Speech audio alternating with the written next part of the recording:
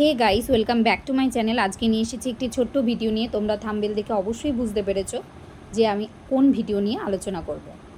তবে শোনো, 1947 সালে 15ই আগস্ট সকালবেলায় ঠিক কী হয়েছিল সেই সম্বন্ধে তোমাদের সাথে আমি আলোচনা করব।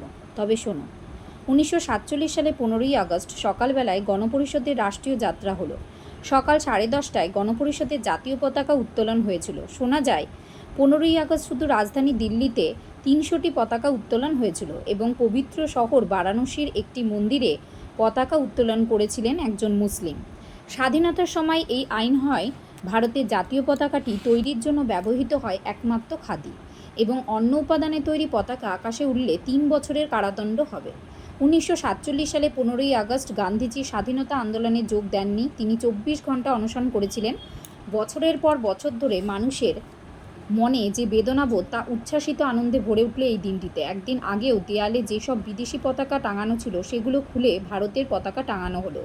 বাড়িতে বাড়িতে, ভবনে ভবনে, সাইকেলে সাইকেলে, এমনকি বাচ্চাদের হাতেও উঠছে এই পতাকা। সন্ধ্যা 6টায় ইন্ডিয়া গেটে পতাকা উত্তোলন হয়েছিল। সেদিন একদিকে যেমন চলছিল দীপমালা আতশবাজির উৎসব, আর অন্যদিকে চলছিল ভারত ভাগ, হিন্দু ও মুসলমানদের দাঙ্গা উৎসব, চারিদিকে লোকে না খেতে পাওয়ার উৎসব।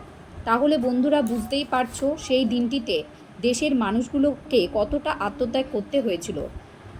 আজকে দেশ স্বাধীন, তাই আমরা সবাই স্বাধীনভাবে চলাফেরা করতে পারছি সেই আত্মত্যাগ করা মানুষগুলোর জন্য।